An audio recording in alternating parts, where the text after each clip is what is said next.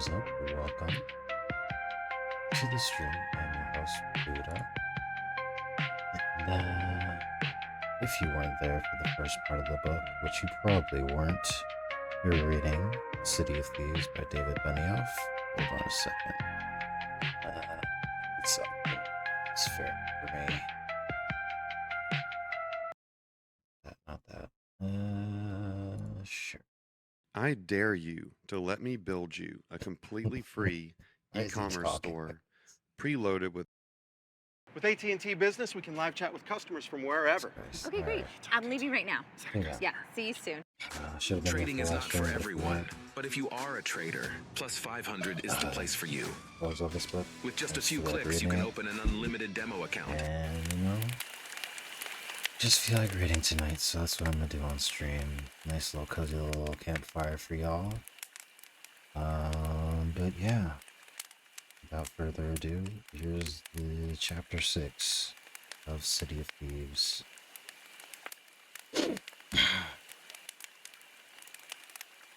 You really laid her out, I told Golia as we trudged north past the clock tower of the Vitebisk station, grandest of all of Leningrad's train stations.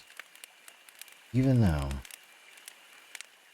when no train had run in almost 4 months and the stained glass windows were boarded over. It was a solid shot, was it not? Never hit a woman before, but it seemed like the right move. That is the way we decided to talk, free and easy, two young men discussing a boxing match. That was the only way to talk. You couldn't let too much truth seep into your conversation. You couldn't admit with your mouth what your eyes had seen. If you opened the door even a centimeter, you would smell the rot inside and hear the screams. You did not open the door. You kept your mind on the tasks of the day, the hunt for food and water and something to burn. And you saved the rest for the end of the war.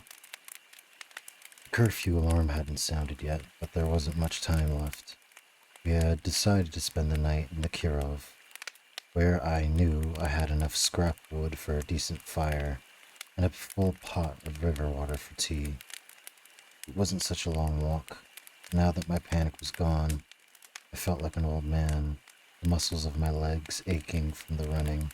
Breakfast with the Colonel had been beautiful at the time, but it also served to stretch out my stomach, and the hunger had returned. Now it was mixed with nausea, because I couldn't get the image of a child's ribcage out of my head.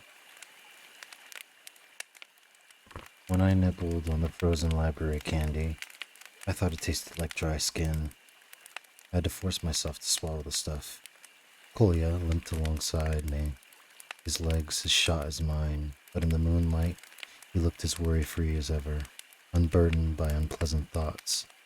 Maybe his mind was more peaceful because he had reacted bravely, with strength and decisiveness, while I cowered on the dark staircase, waiting to be saved. Look, I feel that I want to say I'm sorry. I ran away and I'm sorry. You saved my life. I told you to run. Yes, but I should have come back. I had the knife. You had the knife, sure. Boy laughed. A lot of good it would have done you. You would have seen yourself swinging at him, David and Goliath. He was getting ready to eat you raw. I left you alone in there. I thought they were going to kill you. Well, they thought so. But I told you I had quick fists. He fired a few jabs in the air, grunting like a boxer. Ugh! I'm no coward. I know I looked like one back there, but I'm not. Listen to me, Leg, he said, draping his arm around my shoulders, forcing me to match his long strides. You didn't want to go up to the apartment. I was the country fool who insisted upon it. So you don't owe me an apology. And I don't think you're a coward. Anyone with a spoonful of sanity would have run. You didn't. Quod erat demonstradum, he said, pleased with his simple Latin. I felt a little better about everything. Kolya had told me to run. The giant could poked a hole in my skull as easy as a child sticks a thumb in a cherry pie. Maybe I hadn't acted heroically, but I hadn't betrayed the nation either. It was really a terrific punch. I don't think she'll be chewing on any children for a while. Julia grinned at the phrasing, but the grin didn't last for long. His words brought our minds back to that pale meat, the plastic sheet wet with drippings.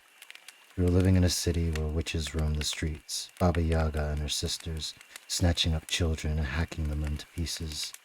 A siren sounded, that long, lonely wail, and as soon as all the sirens in the city were starting to echo its cry. "Here comes Fritz," said Kolya, and we increased our pace, forcing our tired bodies to move faster. We could hear the shells landing to the south, a distant beat of timpani, as the Germans began their nightly attack on the Great Kirov Works, where half of Russia's tanks and airplane engines and heavy guns were built. Most of the men working there were out on the front lines now, but women had taken over on the lathes and presses, and works never lost a step, coal always burning in the furnaces, smoke always rising from the red brick smokestacks, the factories never shutting down, even when the bombs fell through the roof, even when dead girls had to be carried from the assembly lines, old hands still clutching their tools. We hustled past the fine old buildings of Vitebsky Prospect, with their white stone facades, ram horn satyr heads grinning down at us from the pediments. Carved in the days of the emperors, each of these buildings would have a bomb shelter in its basement. Citizens would be huddled down there, dozens of them, clustered around a single flickering lamp, waiting for the all clear. The shells were landing close enough now that we could hear them whine in the air. The wind was louder, shrieking through the broken windows of abandoned apartments, as if God and the Germans were conspiring to blow down our city. "On the front lines, you get good at judging where the shells will land," said Kolya. His hands jammed into the pockets of his greatcoat as he walked into the wind that had been behind us a moment before. "You listen to them and you know that one's falling 100 meters to the left. That one's going to the river. You tell a junkers from a handkill the second I hear it." "I should hope so. A junkers sounds like a lion, and a Heinekel is a mosquito." "Well, a Heinekel from a Dornier, and I captained the firefighting crew on the..." Kolya held his hand up for me to shut up. He stopped walking, and I stopped beside him. "You hear that?" I listened. I couldn't hear anything beyond the winter wind that seemed to come from every direction at once, gathering its strength over the Gulf of Finland and howling down all the side streets. I thought Kolya heard a shell coming our way, and I looked skyward, as if I could spot our death winging towards us, as if I could dodge it if I had. The wind finally calmed, gasping more quietly now, a child at the end of his tantrum. Shells exploded to the south, several kilometers away from the sound of it, close enough to make the pavement shudder beneath us. Kolya wasn't listening to the wind nor the motors. Someone inside the old building was playing the piano. I couldn't see any lights through the windows, no candles or lights burning.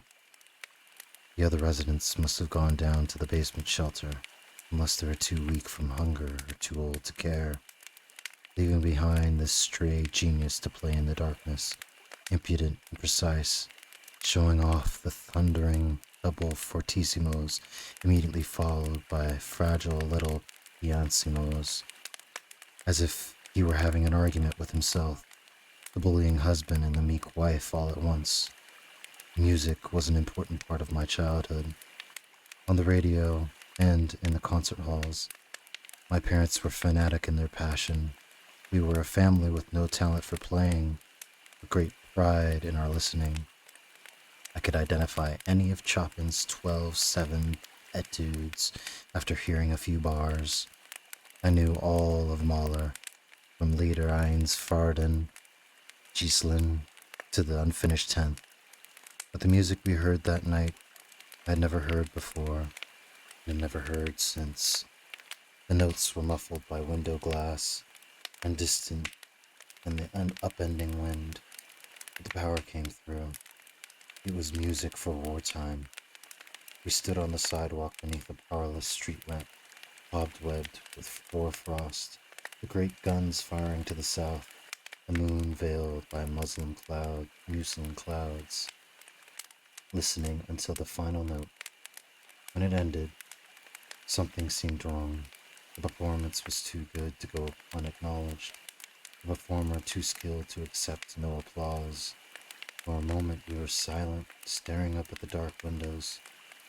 Finally, when it seemed respectful to move again, we resumed our march. "It's lucky no one's chopped up his piano for firewood," said Kolya.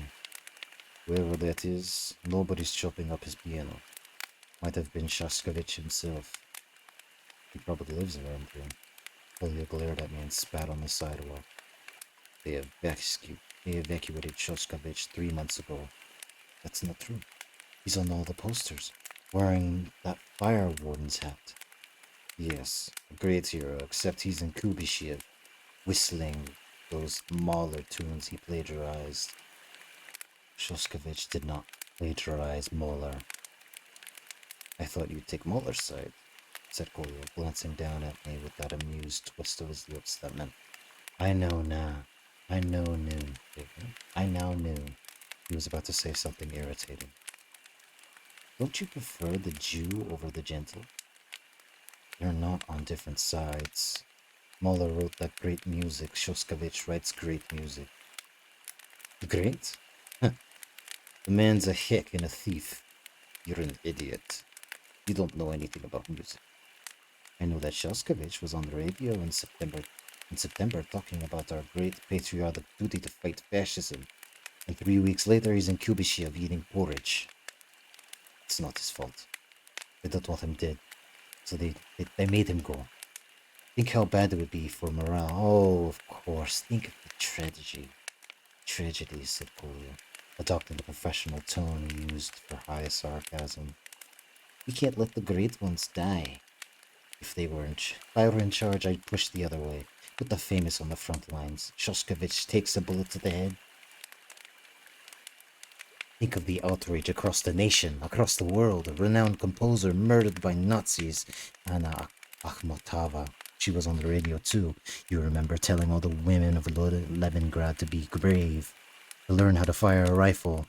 Now where is she? Shooting at Germans? I believe not. The works. Grinding shell casings? No. She's in a fucking Tashkent, pushing out more of that narcissistic verse that made her famous. My mother and my sister left too. Doesn't make them traitors. Your mother and sister weren't on the radio telling us to be brave. Look, I don't expect composers and poets to all be heroes. I just don't like hypocrites." He rubbed his nose with the back of his gloved hand and glanced back at the south, at artillery bursts lighting the sky. "Where's this goddamn building of yours anyway?" We had just turned the corner onto Voyanova, and I raised my hand to point up the Kirov.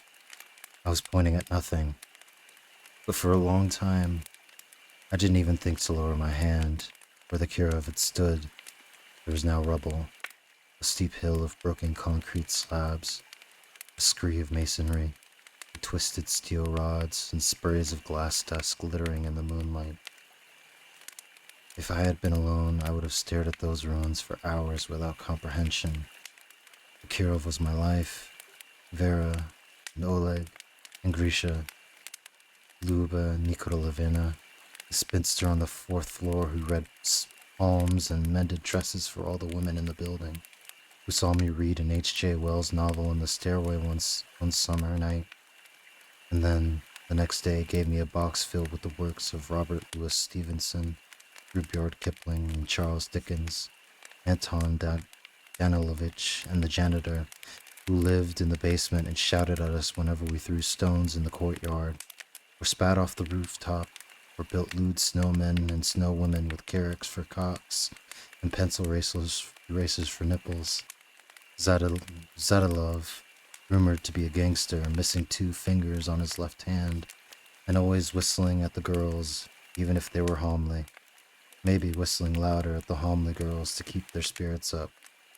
Zadalov, who loved his parties that lasted till dawn, playing the latest jazz records. Varmalov and his Hot 7 or Eddie Rosner, men and women with half-buttoned shirts laughing and dancing out in the hallway, infuriating all the old folks, thrilling the kids who decided if we had to grow up, at least we could grow up to be like Zadalov. It was an ugly old building that always stank of disinfectant, but it was my home, and I never thought it would fall. I waded into the tumble of debris, bending down to toss aside hunks of concrete. Kolya grabbed my arm. Lev, come with me. I know another place we can spend the night.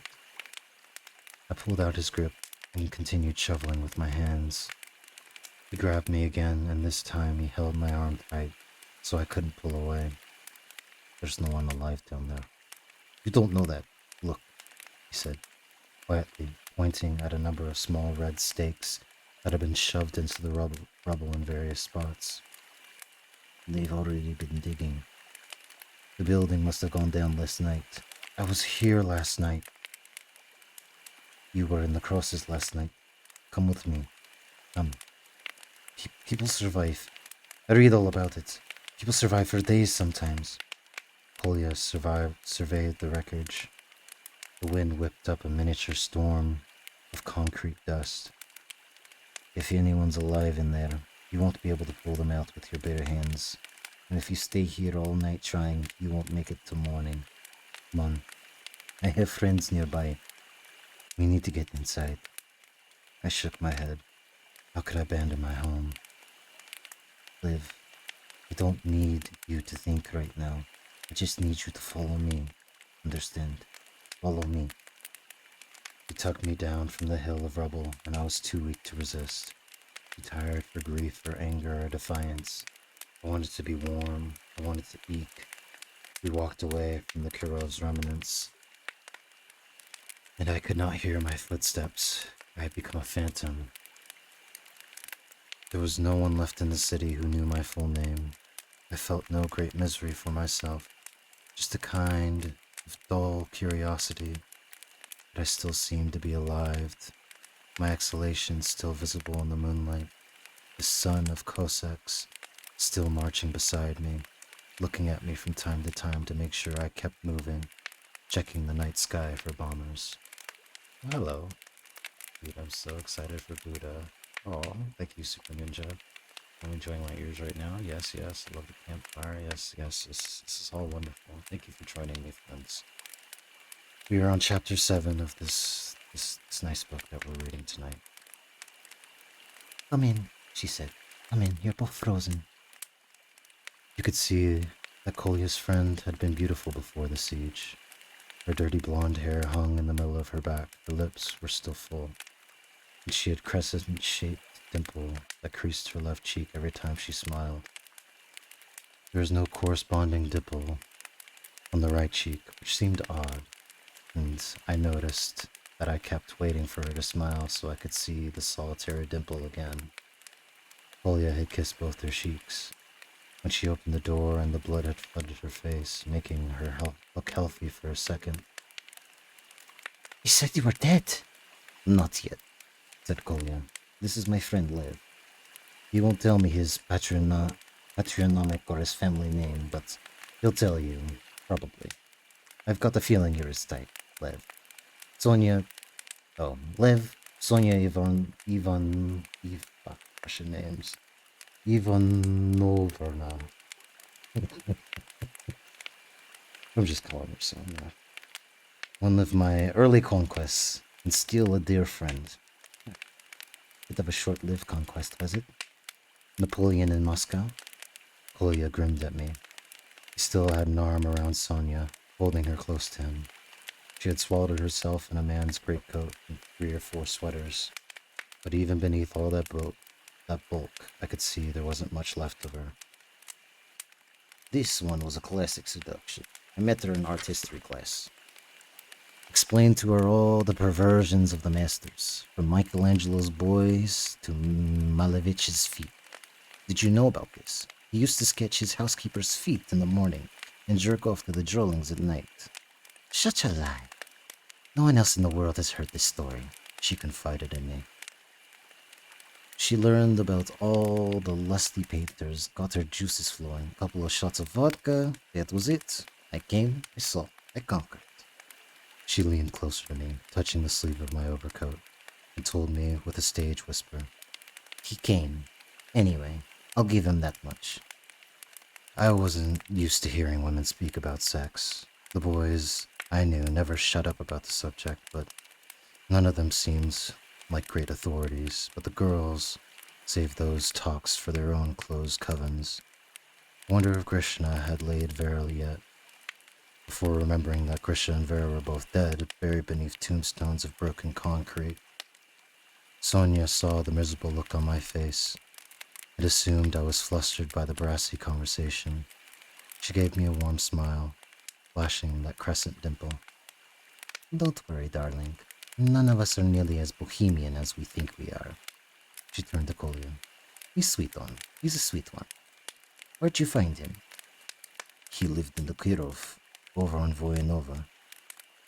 The Kirov? That's the one that went down this night. I'm so sorry, sweet boy. She gathered me in her arms. It was like being embraced by a scarecrow. I couldn't feel any body beneath her clothing, just a layer after layer of smoky wool. Still, it felt good to have a woman showing concern, even if she was just being polite. It felt good. Come, she said, taking my hand, leather glove on leather glove. This is your home now. If you need to sleep here for a night, a week, this is where you sleep. Tomorrow, you can help me carry some water up here from the Neva. We've got work to do tomorrow, said Kolya, but she ignored him, ushering us into this next room. A band of 6 sat in a semicircle around a wood-burning stove. They looked like university students, the men still sporting elaborate sideburns and mustaches, the women wearing their hair cut short in gypsy earrings. They shared several heavy blankets, sipped cups of tea, and watched us newcomers without saying a word of welcome. I understood their displeasure. Strangers were an irritation at best, and fatal at worst. Even if they meant no harm, they always wanted food. Sonia introduced us all, naming everyone in a circle, but no one else spoke until Kolya and made friends by unwrapping his library candy and passing it around. It was impossible to take pleasure chewing the stuff, but it was something to eat, something to get the blood moving. And soon the conversation restarted. Her friends, it turned out, were surgeons and nurses, not university students. They had just finished a 24-hour shift, amputating legs and plucking bullets from shattered bones, trying to patch together mutilated soldiers without the help of an anesthetic, or spare blood, or electricity. They didn't even have enough hot water to properly sterilize their scalpels. Live here lived in Kirov, said Sonia, indicated me with the sympathetic tilt of her head. That building on the Voyanova that was hit last night? There were murmured apologies, small nods to indicate condolence. Were you inside when the bomb hit? I shook my head. I glanced at Kolya, who was scrawling notes with the stub of a pencil in his journal, not paying attention to any of us. I glanced back at the doctors and nurses who waited for a reply. These people were strangers. Why burden them with the truth? I was staying with friends. A few of them got out, said one of the surgeons. Timofey, a painterly-looking fellow wearing rimless glasses. I heard someone talking about it in the hospital. Really? How many? I don't know. Wasn't listening too closely, so sorry. It's just buildings go down every night. The rumor of survivors lifted my spirits. The bomb shelter in the basement seemed sturdy.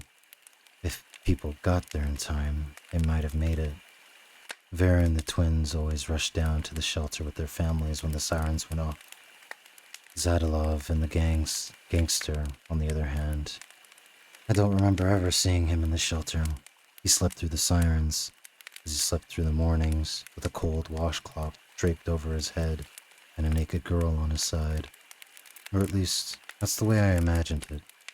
No, he wouldn't have made it to the shelter.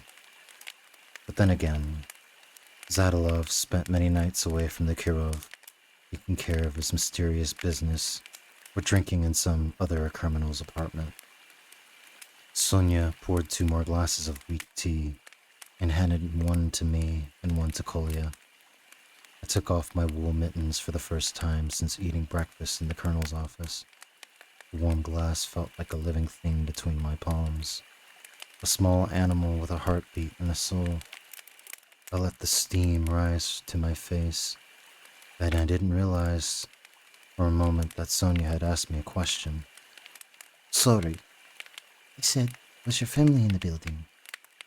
No, they got out of the city in September. That's good. So did mine. My little brothers went to Moscow. And now the Germans are at the gates of Moscow too, said Pavel, a ferret-faced young man who stared at the iron stove and never made eye contact with anyone. They'll take it in a few weeks. Let them take it, said Timofey. We'll play a Rostorchbin on them, burn everything down and retreat. Where will they find shelter? What will they eat? Let the winter take care of them. Say a Rostoporskin. Ech. Sonia made a face as if she smelled something nasty. You make him sound like a hero. He was a hero. You shouldn't take your history from Tolstoy. Yes, good Count Rostochin. Friend to the people. Don't put politics into it. This is about warfare, not a class struggle. Don't put politics into it? Who has to put politics into it? Do you think politics doesn't enter into warfare? Kolya silenced the bickering when he spoke up. He was looking into his cup of tea, holding it in his hands. The Germans won't take Moscow. According to which expert is this? Asked Pavel. According to me. Fritz was 30 kilometers from the city at the beginning of December. Now he's 100 kilometers away. The war machine has never retreated before. They don't know how to do it.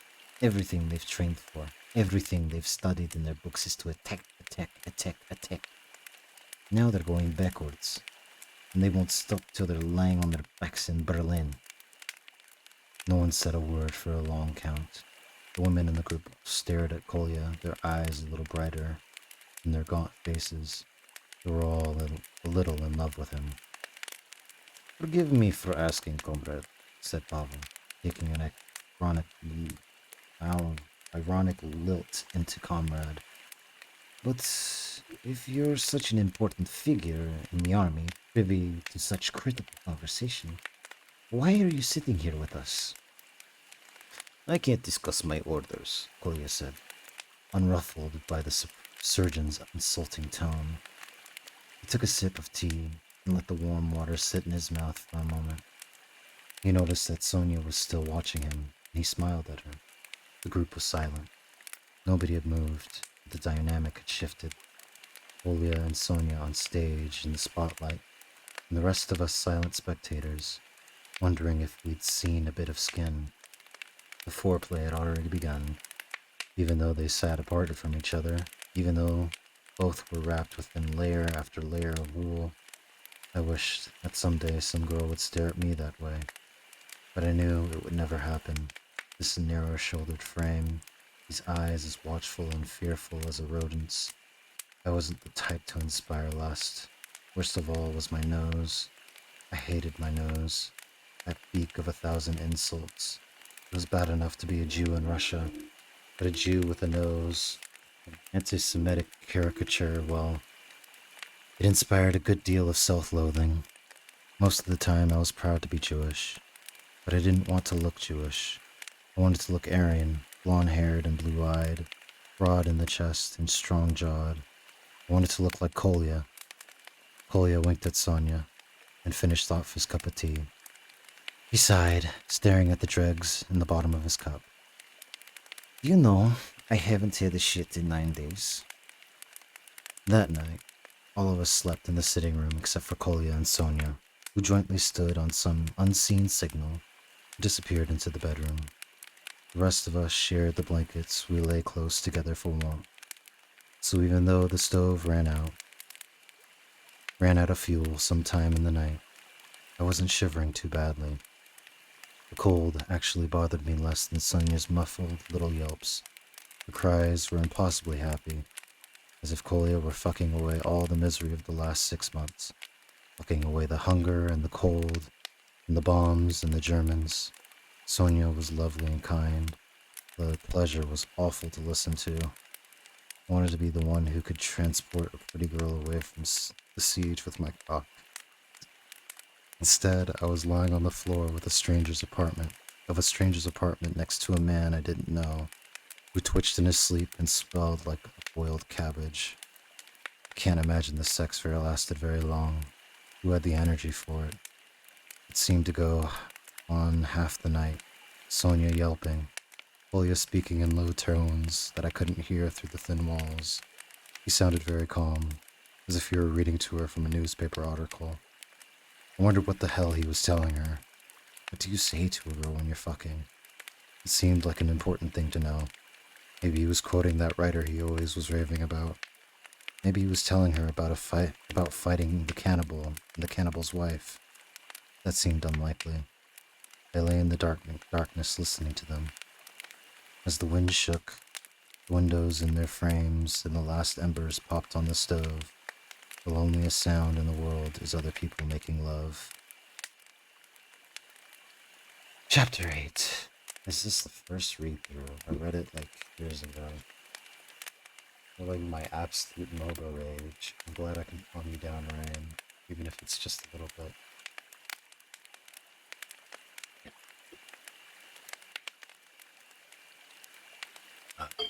I'm glad we're enjoying though.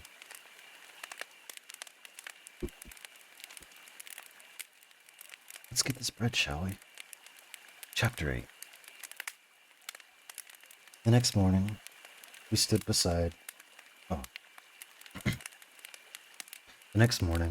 outside a building 2 blocks from the Narva gate, staring up from a towering poster of Zadanov.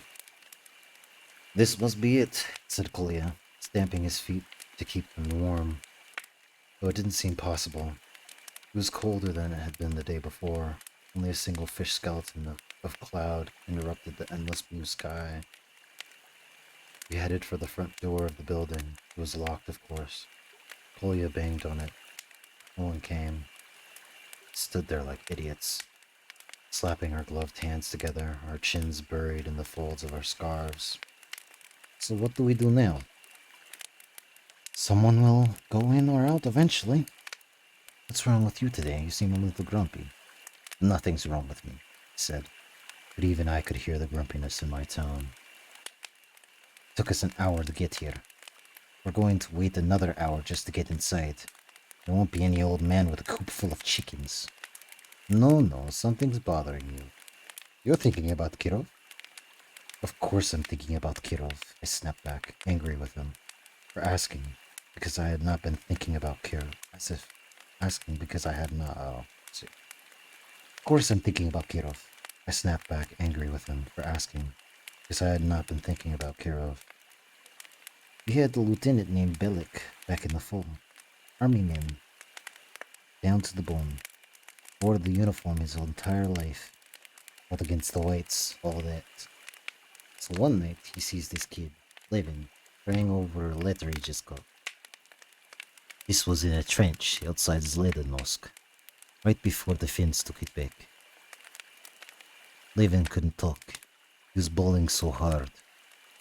Someone was dead, killed by the Germans. I don't remember if it was his mother, his father, maybe his whole family, I don't know. Anyway, Belak took the letter, folded it fairly neatly, slipped it into Levin's coat pocket and said, "Alright, get it out. But after this, I don't want to see you crying until Hitler's hanging from a rope." Kolya stared into the distance, contemplating the lieutenant's words. He must have thought they were profound. To me, they sounded manufactured. The kind of line my father always hated. Fake dialogue invented by some Every time I look into your eyes, I see my dead wife. Hey, new follower, welcome, welcome, welcome. To me, they sounded manufactured. The kind of line my mother always hated. Fake dialogue invented by some party-approved journalist for one of those buoyant heroes of the front articles Truth for Young Pioneers always ran. So he stopped crying? Well, he stopped right then. Just sniffled for a bit, but that night he was at it again. And that's not really the point. What's the point? There's no time for grieving. The Nazis want us dead. We can cry about it as much as we want, but that won't help us fight them. Who's crying? I'm not crying. Kolya wasn't listening to me. Something was caught between his two front teeth, and he tried to pry it out with a fingernail. Felix stepped on a landmine a few days later. Nasty business. They do to a man's body. His voice trailed off, contemplating his old officer's mangled body, and I felt bad that I had insulted Lieutenant in my mind. Maybe his words were cliched, but he was trying to help the young soldier, to distract him from the tragedy at home, and that mattered more than the original phrasing. Kolya banged on the building door again. He waited for a moment, sighed, stared at the solitary cloud drifting across the sky. I'd like to live in Argentina for a year or two. I've never seen the ocean. Have you? No. You are grumpy, my Israelite. Tell me why. Go fuck a pig. Ah, there it is. He gave me a little shove, danced away, moving his hands like a boxer. Oh, voice changing, let's just go relaxing. Oh. Why'd you relax?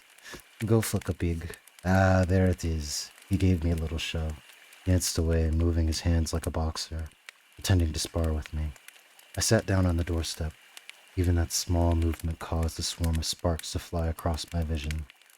We had drunk more tea at Sonia's when we woke up, but there was no food. I was saving the rest of my library candy. I looked up at Kolya, who was now watching me with some concern. "What were you saying last night?" I said to him. "When you were... when you were with her." Kolya squinted, confused at the question. "With whom? With Sonia? What did I say?" "You were talking to her the whole time." "When we made love?" The phrase itself was embarrassing. I nodded. Kolya frowned. "I didn't know I said anything. You were talking the whole time. The usual stuff, I suppose." A sudden smile lit his face. He sat beside me on the lintel step. "But of course, if you never visited a country, you probably don't know the customs. You want to know what to say? I was just asking a question." "Yes, but you're curious. Why are you curious?" "Because you're a little bit nervous. You want to do things properly when you get the chance. And this is very smart of you. I'm serious. Quit your scowling. You take compliments worse than anyone I know. Now, listen. Women don't like silent lovers. They're giving you something precious. They want to know you appreciate it. Give me a little nod to show you listen. I'm listening. Every woman has a dream lover and a nightmare lover. The nightmare lover, he just lies on top of her, crushing her with his belly, jabbing his little tool in and out until he's finished. He got his eyes clenched shut, he doesn't say a word. Essentially, he's just a jerking off of the poor girl's pussy. Now, the dream lover. We heard the shush of sled runners and hard-packed snow. We turned to see two girls dragging a sled loaded down with buckets of ice from the river. ice from the river. They were heading straight towards us, and I stood, brushing off my coat, relieved that Kolya's lecture had been interrupted. Kolya stood beside me. Ladies, do you need a hand carrying that ice? The girls exchanged a glance. They were both about my age, sisters or cousins with the same broad faces and downy upper lips. They were pitter girls, untrusting of strangers, but at the same time climbing the stairs to their apartment with 4 pails of ice. Who are you here to see? Asked one of them, with the librarian's prim correctitude. We'd like to speak to a certain gentleman about his chickens, said Kolya, choosing honesty for unknown reasons. I expected the girls to laugh at us, but they didn't. He'll shoot you if you go up there, said the second girl. He doesn't let anyone get near those chickens. Kolya and I stared at each other. He licked his lips and turned back to the girls, flashing his most seductive smile. Why don't you let us carry the pails? We'll worry about the old man. By the 5th floor, sweating through all my layers of wool, my seagull legs trembling with effort, I was starting to regret the decision. There must have been an easier way into the building. We took long breaks at each landing, where I panted and flexed my hands, pulling off the mittens to inspect the deep grooves the pail handles were sawing into my palms. Kolya quizzed the girls about their reading habits and their ability to recite the opening stanzas of Eugene Ongren. To me, the girls seemed spiritless, bed chewers with no mischief in their eyes, and no spark in their speech. But nobody bored Kolya. He chatted with them as if they were the most delightful creature ever to grace a ball, looking one in the eye and then the other, never allowing silence. By the 5th floor, it was clear that both girls were taken with him. I got the sense that they were now trying to determine which of them held the upper hand. A surge of envy rose in me again, that sense of injustice compounded with anger and self-loathing. Why did they like him? The long-winded braggart. And why did I begrudge him their attention? I didn't care about these girls after all. Neither of them were remotely attractive to me. This man saved my life yesterday, and today I cursed him because girls grew awkward in his presence, blood rushing to their faces, staring at the floor, and playing with the buttons on their coats. Sonia I liked. Sonia with her crescent dimple and her warmth, welcoming me into their home, offering me a place to stay whenever I needed it. Even though one more week without food would kill her, the shape of her skull was too easy to read beneath her near translucent skin. Perhaps I liked her so much because I met her 30 minutes after seeing the tombstones of the Kirov. Maybe the sight of her kept me from dwelling too much on my neighbors, trapped beneath the slabs of fallen concrete. Even though those images slipped through my mind, they lacked barbs, passing cleanly through, and I would find myself thinking again about the colonel's daughter or the colonel himself, or the giant chasing us down the steps with a steel pipe, or the woman at Haymarket selling glasses of Badiev dirt. If I thought about the Kirov at all, it was the building itself that I remembered, my childhood playground with its long corridors so well designed for foot traces, its stairwells with lead glass windows so layered with dust you could draw your self-portrait with your fingertip. The courtyard with all the kids gathered after the first big snowfall of every year for the annual snowball fight. Floors 1 through 3 against floors 4 through 6. My friends and neighbors, Vera and Oleg and Grisha and Luba Nikolavena and Zadalov, seemed unreal already, as if their deaths had erased their lives. Perhaps I had always known they would disappear one day, and so I had kept them at a distance, laughed at their jokes, and listened to their plans, but never really trusted their existence. I had learned how to protect myself. When the police took my father, I'd been a dumb boy, unable I had been a dumb boy, unable to understand that willful, brilliant man could cease to exist at the snap of an unseen bureaucrat's fingers, as if he were nothing but cigarette smoke exhaled by a bored sentry in a watchtower in Siberia, the sentry who wondered if his girlfriend back home was cheating on him, who stared over the wintry woods, unaware of the great blue maw of sky above him that waited to swallow the curling smoke, and the sentry and everything growing on the ground below. Kolya was saying goodbye to the girls, dropping his pails inside their apartment door and motioning for me to do the same. Be careful up there, said one of the girls, the bolder one, I suppose. He's 8 years old, but he'll shoot you in a second. I've been there. I've been on the lines fighting Fritz, said Kolya, reassuring her with a smile and a wink. I think I can handle a cranky grandfather. If you want something to eat on your way down, we're making soup, said the second girl. The bold one shot her a look, and I wondered, with real curiosity, if she was peeved at the offer of free food or at the flirtatious gesture. Kolya and I climbed the final flight of stairs to the roof door. Here's the plan, he told me. Let me do the talking. I'm good with old people. I pushed open the door, and the wind came at us, blowing bits of ice and dust into our faces. The grit of the city. We lowered our heads and pressed forward. 2 Bedouins in a sandstorm. Ahead of us was a mirage. What could only be a mirage. A shed nailed together with 2 planks and roofing felt. Gaps stuffed with scraps of wool and old newspapers.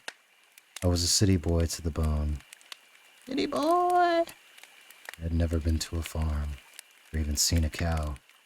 But I knew this was a chicken coop. Kolya looked at me. Our eyes were watering from the wind, but we were both grinning like madmen. There was a crooked door on the end of the coop, with an unfastened hook and eye latch on the outside. Kolya knocked softly on the door. No one answered. Hello! Hello! Don't shoot us! We just wanted to visit with you. Hello? Alright, I'm going to open the door. If that's a bad idea, if you're thinking of shooting, just say something now. Kolya stepped to one side of the door frame, motioned for me to do the same, and prodded open the door with the toe of his boot. We waited for a shouted curse or a shotgun blast, but neither came. When it seemed safe, we peeked into the coop. It was dark inside, lit by a single wick lamp hanging from a hook on the wall. The floor was covered with old straw and that stank of bird shit. One wall was lined with empty nesting boxes, each big enough for a single chicken. A boy sat at the far end of the coop, his back against the wall, his knees drawn to his chest. He wore a woman's rabbit fur coat. He looked ridiculous, but warm. A dead man sat in the straw beneath the nesting boxes, back against the wall, limbs stiff and splayed like an abandoned marionette. He had a long white beard, the beard of a 19th century anarchist, and the skin of a melted candle wax. An antique shotgun still lay across his lap. From the looks of him, he'd been dead for days. Kolya and I stared at him, this grim tableau. We had entered into someone else's private misery, and we felt the guilt of interlopers. I did, at least. Shame didn't affect Kolya the same way it did me. He walked inside the coop, knelt beside the boy, and gripped his knee. Are you all right, little soldier? You need some water? The boy didn't look at him. His blue eyes seemed enormous in his starved face. I broke off a square of library candy, stepped into the coop, and held out my hand. The boy's eyes shifted slowly in my direction. He seemed to register my presence and the food in my hand before he looked away again. He was very far gone. Is this your grandfather? Asked Kolya. I You should bring him out to the street. Not good for you to be sitting here alone with him. The boy opened his mouth, and even that effort seemed to cost him. His lips were crusty, as if they had been glued together. He doesn't want to leave the birds. Julia glanced at the empty nesting boxes. I think it's all right now. Come on. There are some nice girls downstairs. I'll give you some soup, some water to drink. I'm not hungry, said the boy. I knew he was doomed. Come with us anyway, he said, or I said. It's too cold in here. We'll warm you up, get you a little water. I have to watch the birds. The birds are gone, said Julia. Not all of them. I doubted the boy would last until tomorrow, but I didn't want him to die here, alone, with the bearded corpse, and the empty nesting boxes. The dead were everywhere in Pitter, stacked in great heaps behind the city morgue. Behind the city morgue, burned in the fire pits outside the Pureski cemetery. Scattered across the ice of the Lake Ladoga, something... Oh, hold on. Hold on a minute. Something happened real quick. The stream is still up. I don't know why I just canceled. It's weird.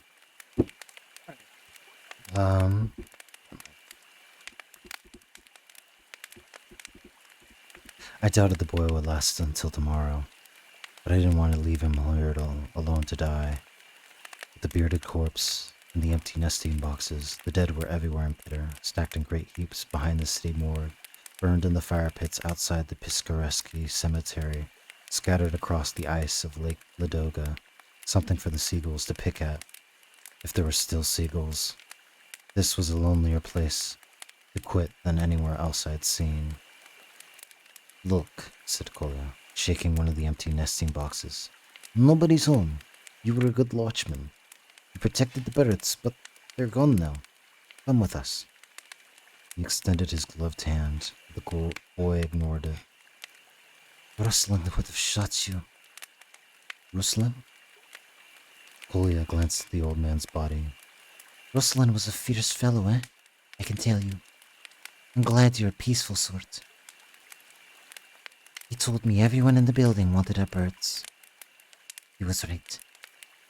He said they'd come up here and slit our throats if we let them, steal our birds, and boil them for soup. So one of us always had to stay awake, hold the shotgun. The boy spoke in a monotone, never looking at us, his eyes vague and unfocused. I could see now that he was trembling, his teeth clacking together when he wasn't speaking. Patches of light brown down spread across his cheeks and neck. His body's last effort to insulate itself. He told me they'd keep us alive till the siege was over. A couple of eggs a day. And that the rations would do us, but you couldn't keep them warm enough. You need to forget about the damn chickens. Come on, give me your hand. The boy continued to ignore the outstretched hand, and finally, Julia mentioned for me to help him. But I have seen something. A movement, where there shouldn't have been a movement, stirring beneath the boy's fur coat, as if his giant heart were beating so loud its thump was visible. What do you have there? I asked. The boy stroked the front of his fur coat, combing whatever lay beneath. For the first time, the boy's eyes met mine. Weak as he was, millimeters from the finish line, I could see the toughness in him, the stubborn will he inherited from the old man. Ruslan would have shot you. Yes, you keep saying that. You saved one of the birds, didn't you? The last one. Julia looked at me. How many eggs can a chicken lay in a day? What the hell do I know? Listen, boy. I'll give you 300 rubles for that bird. People used to offer us 1,000. You always said no. The birds can keep us alive all winter, he said. What are we going to do with the rubles? Buy yourself some food? The bird's going to die like all the others if you keep it here. The boy shook his head.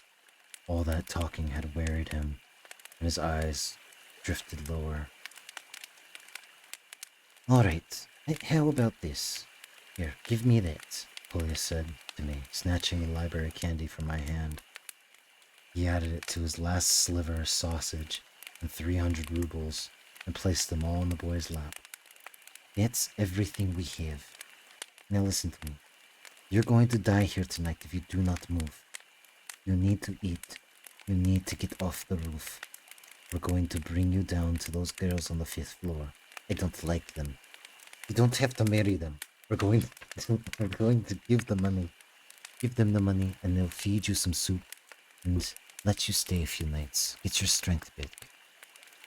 The boy didn't have the energy for more than the slightest of head shakes, but his meaning was clear. He wasn't leaving. You're staying here to protect the bird? What the hell are you going to feed it? I'm staying for Ruslan. Let the dead bury the dead. You're coming with us.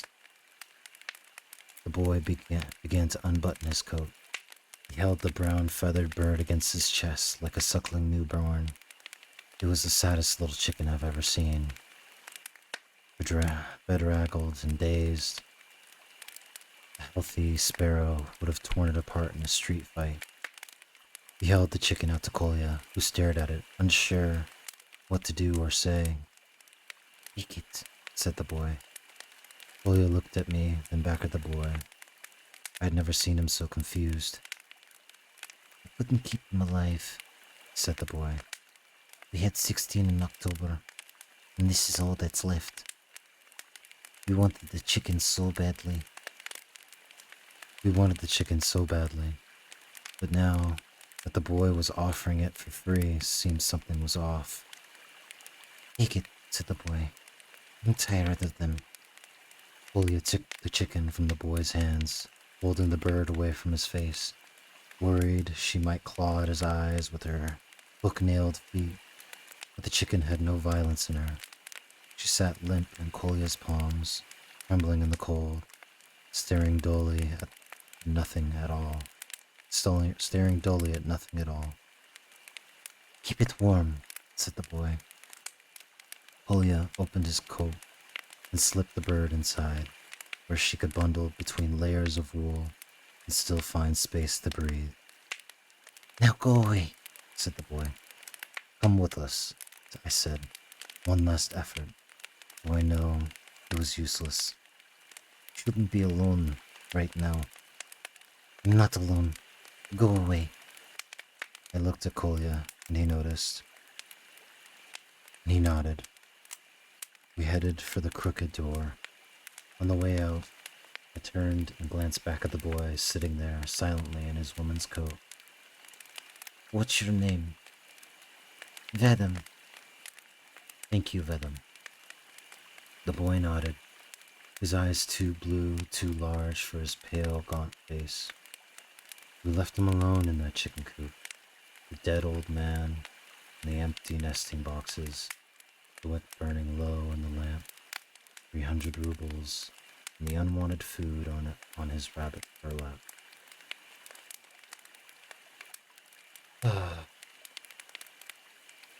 As I'm reading this, I'm starting to realize why I like these books.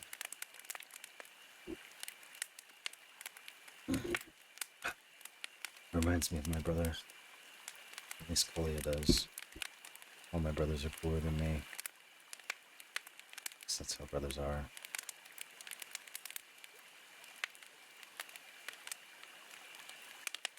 This book is... I don't know. I had some moments where it's just like a little hard for me to read. Just because... Why is that? Yeah. I need to take off this fucking stream delay, but I'm too tired to do it right now. I think I'm, what am I at? Probably like 2 or 3 more chapters. But, Chapter 9. Sonia had collected a basket of wood chips from the splintered roof beams of a bomb-blasted nursing school in the Vasilevsky Island. On the vast island. I'm just gonna fucking nickname these fucking places because I cannot pronounce some of these fucking names, I swear.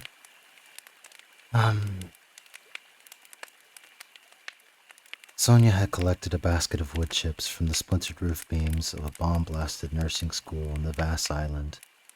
Her stove burned hot as we sat in front of it, drinking weak tea and staring at a feeble chicken. We had fashioned a makeshift nesting box from an old cookie tin and a bed of shredded newspaper. The chicken huddled there, head against her chest, ignoring the teaspoon of ground millet we sprinkled on the scraps of the editorial. Muscovites imploring us to stand strong. Fucking Moscow. General feeling around Pitter was that if the siege had to happen, better it happened to us, because we could survive anything. While the porcine bureaucrats in the capital would probably surrender to the nearest Obster Lieutenant. Yeah, Obster Lieutenant, if they couldn't get their weekly ration of sturgeon. They're as bad as the French, Oleg used to say, though even Oleg knew that was going too far. Polya had nicknamed the chicken Darling, but there was no affection in her eyes as she stared back at us, stupid and suspicious. Doesn't she have to have sex before she lay eggs? I asked. I don't think so, said Sonia, peeking at the crust of dried skin on her lip. I think the males fertilize the eggs, but she lays them on their own. My uncle manages a poultry collective in Maga. So you know about chickens. She shook her head. I've never even been to Maga. We were all children of the city. I had never milked a cow, or shoveled manure, or baled hay. Back in Kirov, we always made fun of peasants from their collectives, their bad haircuts and freckled necks. Now the country folk were having their laugh, feasting on fresh-killed rabbit and boar while we tried to survive on moldy ration bread.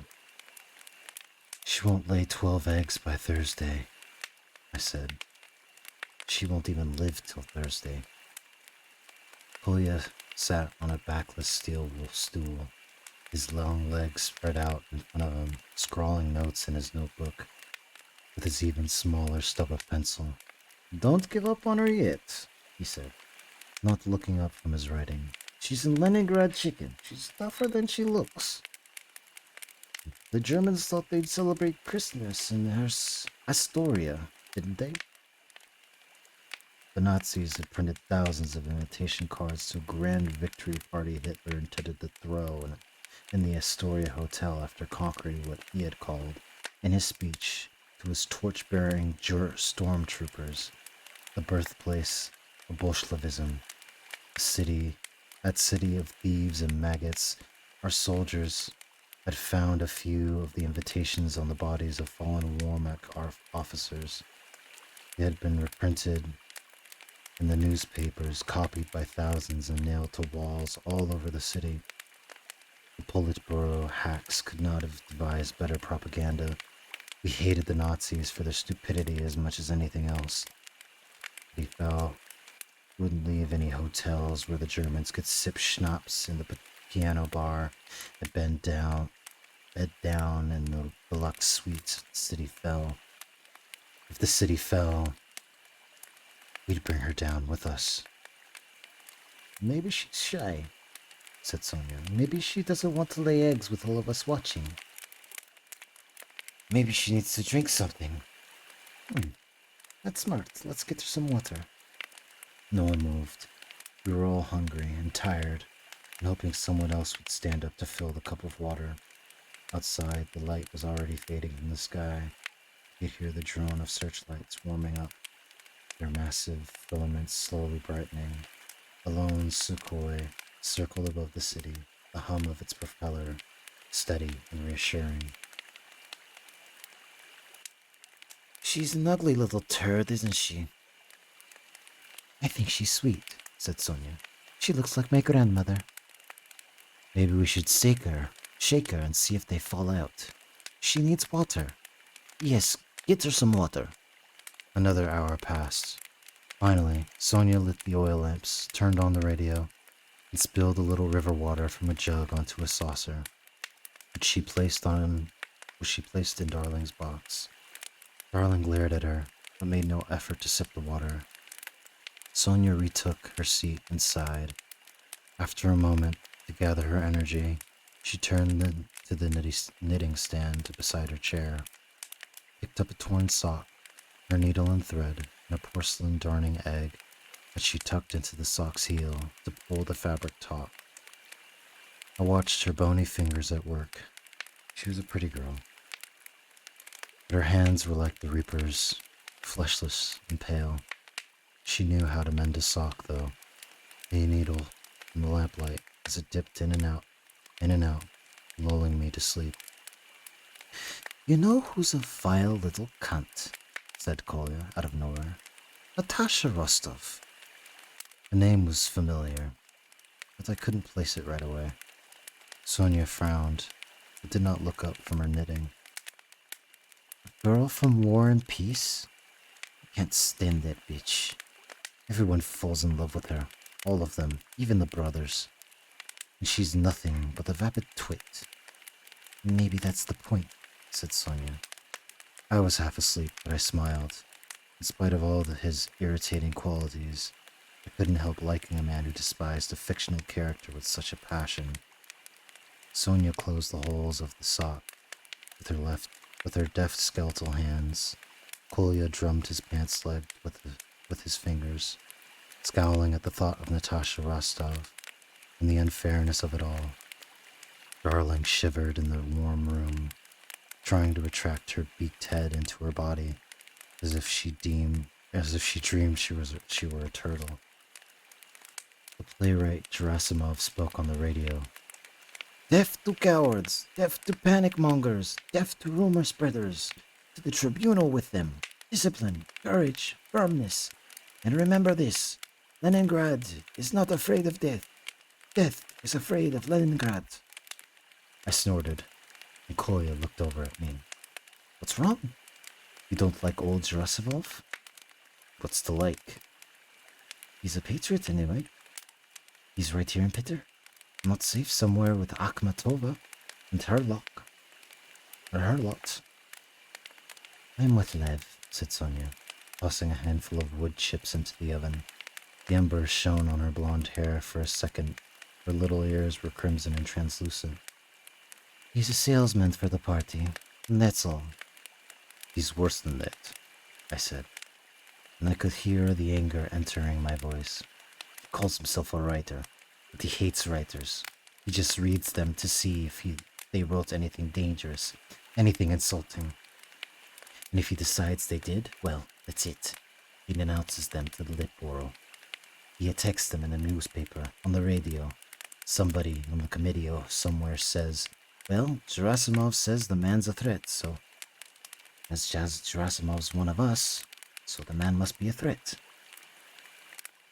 I stopped talking in the middle of my sentence. My embittered voice seemed to echo in the apartment, though I think it was my imagination. My embarrassment was revealing too much too soon. Sonia and Kolya stared at me, seemed worried for me, while he seemed impressed, as if all this time he had thought I was a deaf mute and just now realized I could form words. Your father was Abraham Beniov. I said nothing. Kolya had been asking a question. He nodded as if everything was suddenly clear to him. I should have figured it out a lot quicker. I don't know why you'd want to hide something like that. The man was a poet. A real poet. There aren't many of them. You ought to be proud. You don't have to tell me to be proud of you. I snapped back. You're asking me a bunch of stupid questions. I don't want to answer them. That is my business. I don't talk about my family with strangers. Don't you ever tell me to be proud of my father. All right, said Kolya, holding up his hands. All right, I'm sorry. I didn't mean it like that. I just meant we're not strangers anymore. I feel like an idiot, said Sonia. Forgive me, Lev. I haven't heard of your father. Was he a poet? A great one, said Kolya. Fair to middling, he always said. He told me for his generation there was Mayakovsky and everyone else, and he was right there in the center section with everyone else. No, don't listen to him. He was a fine writer, truly, Lev. I'm not saying this to be kind. An old poet, once famous poet, seen at the cafe. Wonderful poem. That was the poem in all the anthologies. At least all of the anthologies printed before 1937. I had read it 1,000 times since they took my father. It had been years since I'd heard another voice speak the title. And he was... Here Sonia made a motion with her chin, an over-there motion. It could mean anything. Sent to Siberia, shot in the back of the head, silenced on orders. The Central Committee. The specifics were never known. He was removed? She was asking. And I nodded. I have that poem memorized, said Kolya. But he did not favor and did not... he did me a favor and didn't recite it. The apartment door, and Timofey, one of the surgeons I'd met the previous night, walked over to warm his hands by the stove when he noticed Darling sitting in a nesting box. He crouched and inspected her, his hands on his knees. Where did this come from? Kolya and Lev got him from a boy over near the Garva gate. Timofey stood and grinned at us. He pulled 2 large onions from his pockets of his overcoats. Got these at the hospital. Wasn't planning on sharing, but seems to me we've got the possibility of a beautiful soup tonight. Darling's not for the pot, said Kolya. We need her for the eggs. The eggs? Timofey looked at us. At Darling, back at us. He seemed to think we were joking. Everyone's quitting on Darling, Kolya continued, but I think she's got it in her. Do you know anything about chickens? You think she can lay an egg by Thursday? What the hell are you talking about? The surgeon seemed more and more irritated. Kolya glared back at him, insulted by the man's tone. Don't you speak Russian? We're waiting for the eggs. For a moment, I thought the conversation would turn violent, which would have been a bad thing for the Red Army. We needed our surgeons, and Kolya would have splattered the man with a single punch. But Timofey finally laughed, shaking his head, waiting for us to laugh with him. Laugh all you want, I told him. You're not touching the chicken. It's not a chicken, you idiot. It's a rooster. Kolya hesitated, not sure if this was a joke, the surgeon's playing, or a trick to get us to throw Darling into the soup. I leaned forward in my chair and peered at the bird. I didn't know why I thought peering would help. What was I looking for? Little balls? You're saying she won't lay eggs? Asked Kolya, watching Timofey carefully. The surgeon spoke slowly, as if he were conferring with morons. It's a he, and the odds aren't great. I confuse my chickens for roosters all the time. Comes with the territory, you know. Oh my god. My throat is strong! Start to get me. Holy shit. I only have 24% battery. That's tough. In a world where you need battery, you need to be the person that's running out of that battery. That's how it goes. Hope everyone's doing good tonight. Everyone's chilling. We're going to move on to chapter 10. I think I got 2 more in me. So, let's continue the story, shall we? That night, the soup tasted like June.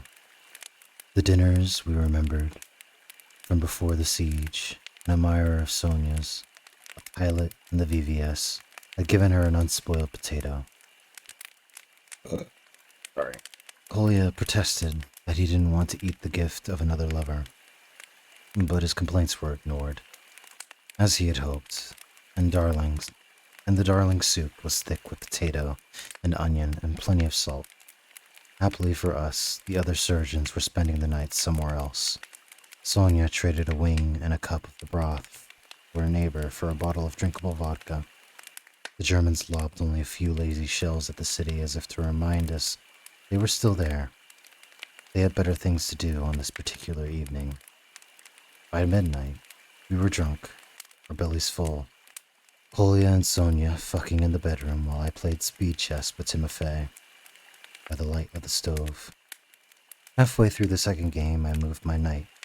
Timofey stared at the board, burped and said, "Oh, you're good. You just figured it out? I made you in 16 moves last game. What was the drink? I'm fucked, aren't I? You're still alive? Won't be for long, though." He tipped over his king and burped again, pleased with his burping. Pleased there was food in his stomach. "Not much point in it. Oh well. You can't tell a chicken from a rooster, but you know chess." I used to be better. I right-sided his king and played to move for him, trying to see how long I could extend the endgame. "You used to be better? When you were an embryo? What are you, 14? 17. Are you shaving yet?" "Yes." Timofey looked skeptical. "I shave my mustache. It grows slower in the winter." Sonia gasped in the other room and began to laugh, forcing me to picture her, head tilted back, her throat exposed, her nipples hard on her small breasts. I don't know where they get the energy," said Timofey, lying on his back on layered blankets and stretching his arms. "Give me chicken soup every night, and I'll never need another woman as long as I live." He closed his eyes, and soon he was asleep. Another of the fast sleepers, leaving me alone to listen to the lovers. Kolya woke me before dawn, handing me a cup of his tea. He studied the abandoned chessboard. Timofey still slept on his back, his mouth open, his arms stretched above his head, as if he were surrendering to the enemy. "Who's playing black?" "Me. You had him in 6. I had him in 5. Unless he made a mistake. And then I had him in 3. Kolya frowned, looking at the pieces until he figured it out. "You know how to play. You still want to make that bet? What was it? Nude pictures of French girls?" He smiled, rubbing his eyes from his sleep. "I should just give them to you as a favor, show you where all the parts are. Come on, get your boots on. Where are we going?" "Mega." Kolya may have been a deserter, but he had enough natural authority in his voice that my boots were half-laced before I thought to question his directive. He already slipped on his greatcoat and his leather gloves. He looped his scarf twice around his neck and checked his teeth in a small mirror hanging over. The samovar. Hold on, I need to see what I'm doing.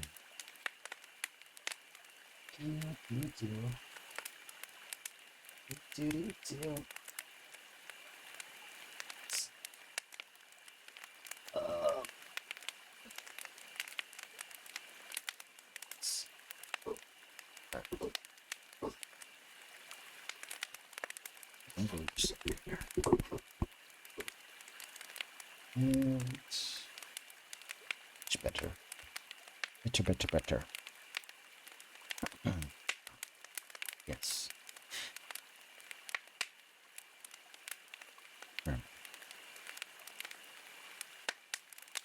Mega's 50 kilometers away.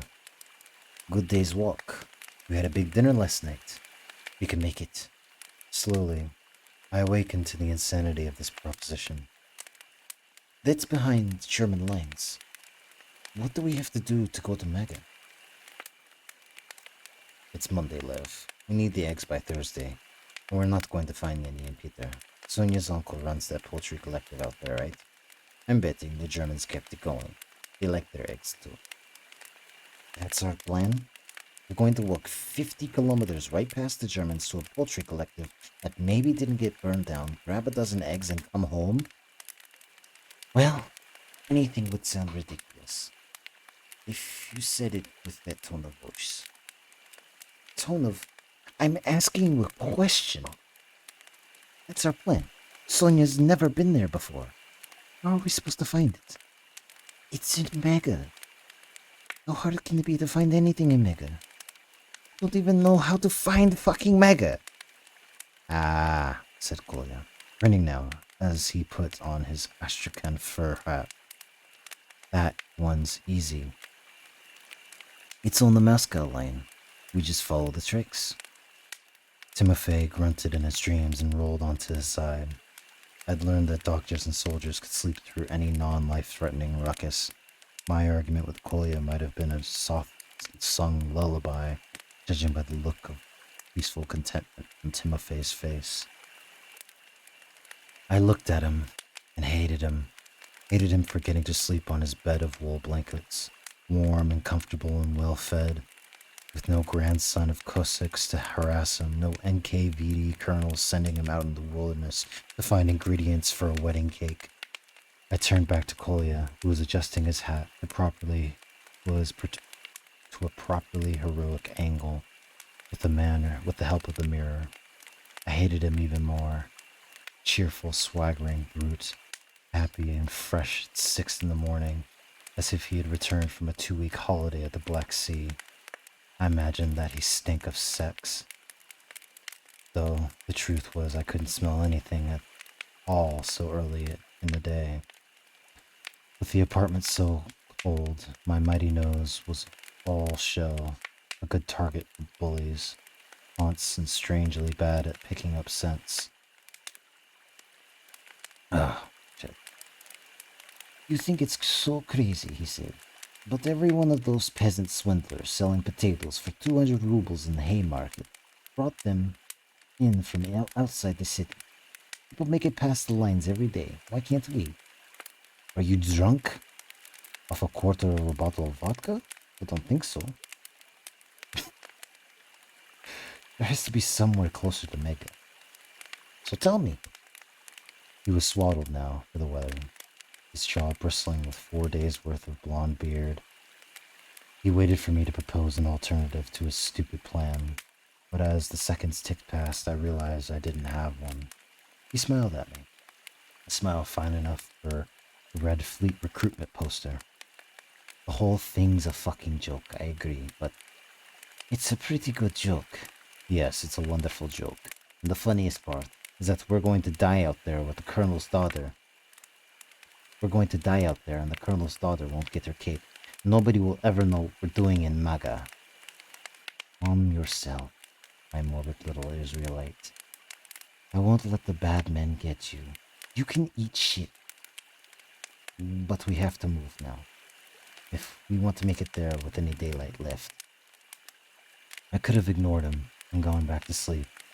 The stove had gone cold in the night. The last of the wood chips burned through.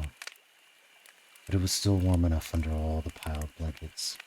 Sleeping made more sense than marching out to Maga, where the Germans waited in their thousands in search of chickens. Anything made more sense than that. Still, no matter how much I protested the idea, I knew from the first that I would follow. I knew from the first that I would follow. Still, no matter how much I protested, I knew from the first that I would follow. He was right. There were no eggs in Leningrad. There wasn't any reason for following Kolya. That wasn't the reason for following Kolya was a braggart, a know-it-all, a Jew-baiting Cossack, but his confidence was so pure and complete. It no longer seemed like arrogance, just the mark of a man who had accepted his own heroic destiny. This wasn't the way I had imagined my adventures, but Reality ignored my wishes from the get-go, giving me a body best suited for stacking books in the library, injecting so much fear into my veins that I could only cower in the stairwell when the violence came. Maybe someday my arms and legs would thicken with muscle, and the fear would drain away like dirty bath water. I wish I believed these things would happen, but I didn't.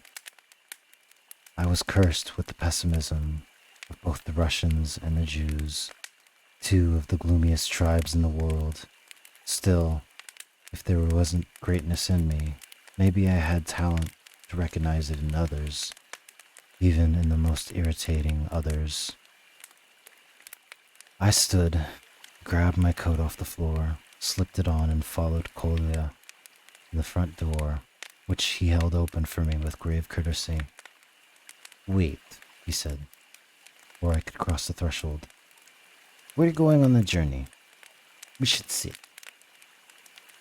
I didn't know you were superstitious. I like the traditions. There were no chairs, so we sat on the floor beside the open door. The apartment was quiet. Maffei snored from the spot near the stove. The windows shuttered in their frames. Radio broadcast its endless metronome, signaling that Leningrad remained unconquered. Outside, someone nailed posters to boarded windows with quick, efficient hammer strikes. Instead of picturing a man hanging posters, though, I imagined a coffin maker at work, fashioning a casket from planks of pine wood. The vision was intense and detailed. I could see the calluses on the coffin maker's palms, the black hair sprouting from his thick eyebrows, the sawdust on his sweaty forearms. I took a deep breath and looked at Kolya. He was looking right back at me. Don't worry, my friend. I won't let you die. I was 17 and stupid, and I believed him. Chapter 11.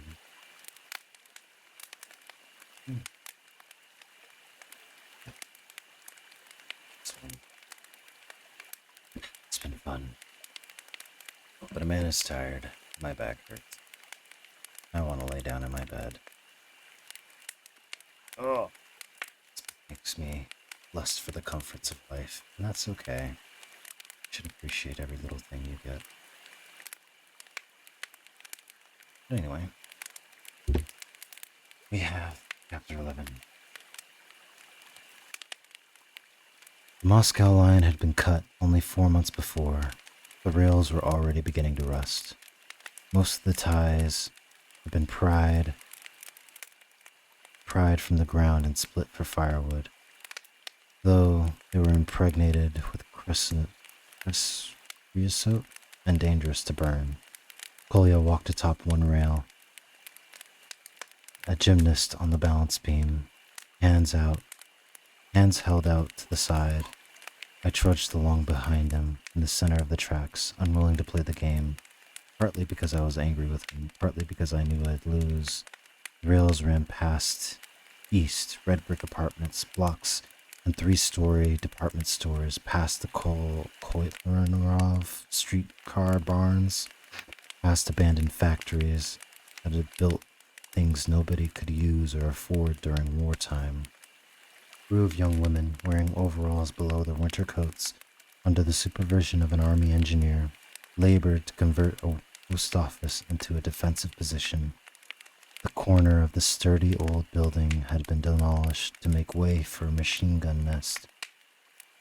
Great body on that one, said Kolya, indicating to a woman wearing a blue headscarf, lugging sandbags from an idling truck. How can you tell? It was a ludicrous claim. The woman was at least 50 meters away. Her jacket was heavily padded, and she wore several layers beneath it. I can tell. She has a dancer's posture. Ah. Don't give me your ah. I know ballerinas, believe me. I'll bring you to the Mariinsky. The theater. Some night. Take you to backstage. Let's just say I have a reputation. You never shut up about your reputation. There's very little in this world that makes me happier than a ballerina's thighs. Alena, Ulanova. Oh, stop. What? She's a natural treasure. Her legs should be bronzed. You never slept with Galina Ulanova. He gave me a small, secretive smile. A smile that he knew many things, couldn't share them all at once. I'm being cruel, he admitted. Talking to you about things of this nature, sadistic. It's like talking about Velasquez with a blind man. Let's change the subject. You don't want to talk about ballerinas you didn't sleep with. You don't want to talk about ballerinas you didn't sleep with for the next 39 kilometers? 3 boys go to a farm to steal chickens. He began in his joke-telling voice. He used a different accent for jokes, though I couldn't tell what kind of accent it was supposed to be, or why he thought it made things funnier. The farmer hears them and rushes over to the farmhouse. So the boys jump into 3 potato sacks and hide. Is this going to be a long joke? The farmer kicks the first sack, and the boy inside yells, "Meow," pretending to be a cat. Oh, he was pretending to be a cat? I just said that, said Kolya, looking back at me to see if I was starting trouble. I know he's pretending to be a cat. Once he says meow, it's obvious he's pretending to be a cat. You're surly again because I slept with Sonia. Are you in love with her? Didn't you have a nice time with, what's his name, Sergeant? You look so cute and curled up together by the stove. And what is that accent you're doing? Is it supposed to be Ukrainian? What accent? The accent you have every time you tell a joke with that stupid accent. Listen, Liv, my little lion, I'm sorry. I know it's not easy for you, lying there all night, your mate in your hand, listening to her happiness. Just tell your dumb joke. I promise you, before you hit 18, when's your birthday? Oh, shut up. I'm going to find you a girl. Calculated neglect, don't forget. All this time he continued to walk atop the steel rail, 1 foot in front of the other, never losing his balance, never looking down, going faster than I could. Walking the usual way. Where was I? Oh yes, the farmer. He kicks the first sack. Meow, and so on. He kicks the second sack. It's the second sack. The boy inside says, "Woof," pretending to be. Koya pointed at me to finish the sentence. A cow. A dog. And when he kicks the first sack, the third sack, the boy inside says, potatoes. We walked in silence. Well, said Koya at last, other people think it's funny. On the outskirts of the city, the apartment blocks were no longer stacked on top of one another. The concrete and brick was now broken by stretches of frozen marsh, and snow-covered lots where the future buildings were meant to rise before the war. Where the war ended all destruction. Oh my god. God. We're in the home stretch now. Hold on. Let me lock into this last bit. You're welcome to me, Fairy Smith. On the outskirts of the city, the apartment blocks were no longer stacked on top of each other. Concrete and brick was now broken by stretches of frozen marsh and stone-covered lots where the future buildings were meant to rise before the war ended. All the construction. The farther we walked from the city center, the fewer civilians we saw. Army trucks with chains on their tires rattled past, weary soldiers in the flatbeds staring at us with no interest as they motored towards the front. Do you know why it's called MAGA? Kolya asked. Someone's initials? Maria Greganova Braskin. One of the characters in the Courtyard Hound is based on her. Heiress to a long line of field marshals, peculiators, and royal toilet lickers. She's convinced her husband is trying to murder her so he can marry her sister. Is he? Not at first, no. She's completely paranoid. But she never shuts up about it. And then he does start to fall in love with the sister.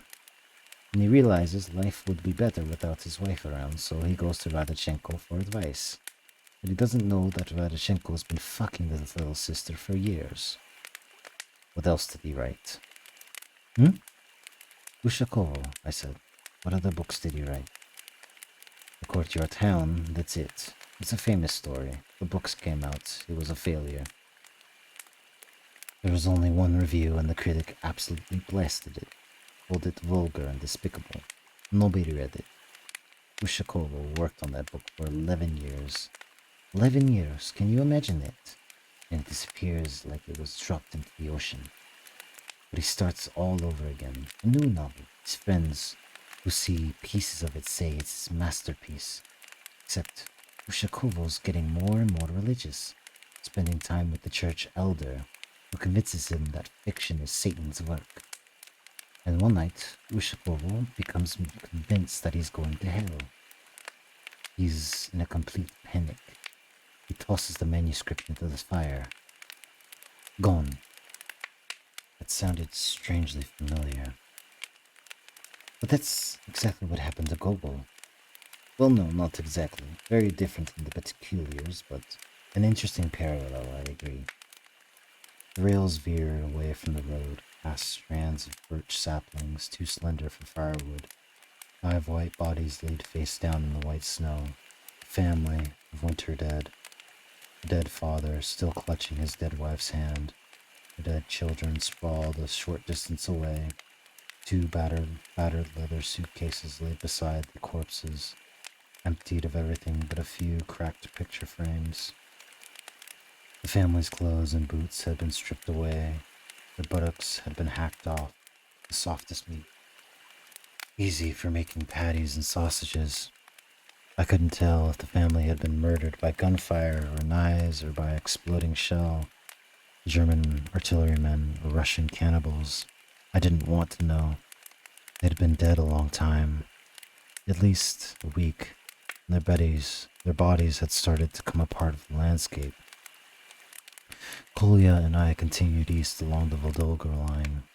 He didn't tell anyone any more of his jokes that morning.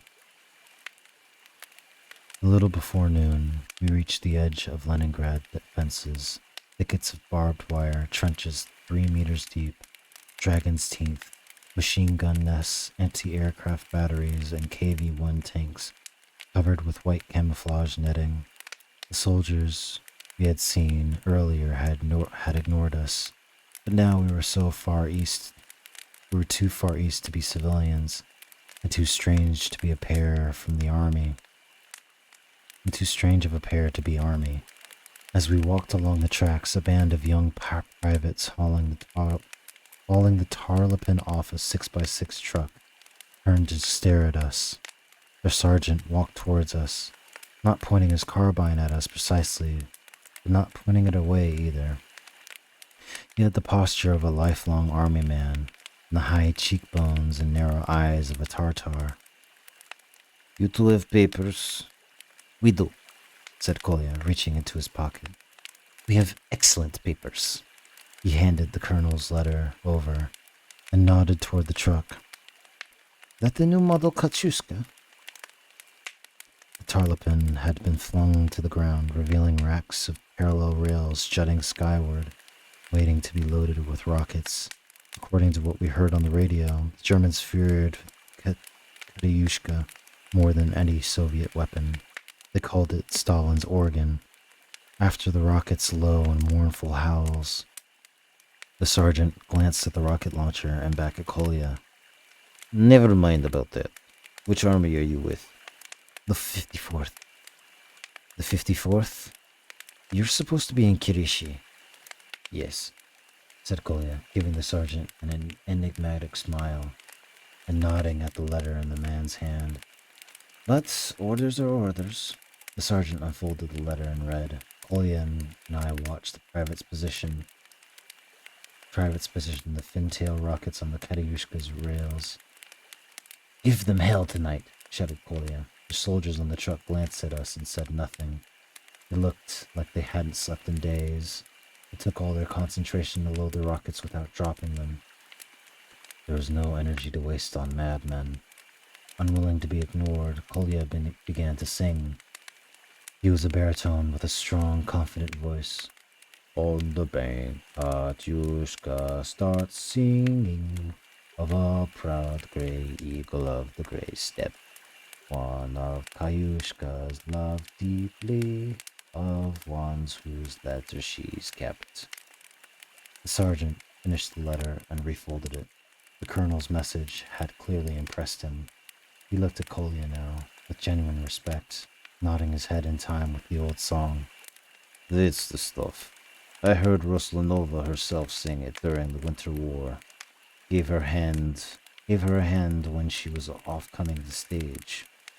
I think she had one glass too many. You know what she said to me? Thank you, Sergeant, she said. You look like a man who knows how to use his hands. What do you think of that? Always the Hellraiser Ruslanova, but it's a beautiful song. He slaps Kolya on the chest with the letter, giving it back, smiling at both of us. Sorry I had to stop you boys. You know how it is. They say there's 100 saboteurs inside Leningrad, and more coming in every day. But now I know what you're up to, working for the colonel. He gave Kolya a wink. I know all about it. Organizing the partisans. That's the stuff. You let us regulars take 'em from the front. You boys plug 'em from the back. We'll be leaving hot turds in Reichstags come summer. Kolya had read the colonel's letter aloud Kolya had read the colonel's letter aloud the day we got it, and it didn't mention partisans. It said only that we should not be detained or harassed, as we were operating under the discretion of the colonel himself. But the newspaper were full of stories about simple country folk who had been trained to fight against the deadly guerrillas by NKVD specialists. You keep them dancing with the organ here, said Kolya. I didn't know if he were mimicking the sergeant's speech intentionally or not. And we'll make sure they can't get any more strudel from the Vaterland. There you go. There you go. Cut off the supply lines. Let them starve in the woods. It'll be 1812 all over again. No Elba for Hitler. No, not for him. No Elba for Hitler. I wasn't sure. Sergeant knew what Elba was, but he was adamant that Hitler would get it. We'll give him a bayonet in the balls, but no Elba. We should keep moving, said Kolba. We have to make Maga by nightfall. The sergeant whistled. That's a far, long way. Stay to the woods, you hear? Fritz owns the roads, but a Russian doesn't need a road to walk on, does he? Ha! You have enough bread? No? You can spare some. Ivan! The sergeant shouted at a scruffy young private standing beside the truck. Find some bread for the boys. They're going behind lines. With that, I'm chilling. I'm glad I had a lot of joiners tonight. Appreciate y'all. Hope you have a beautiful night. Don't rage too hard when you're playing your video games and whatnot. But enjoy. And have fun. I will end this off with some low poly mix. We'll do some Spix Jazz. Call it there. See how it goes.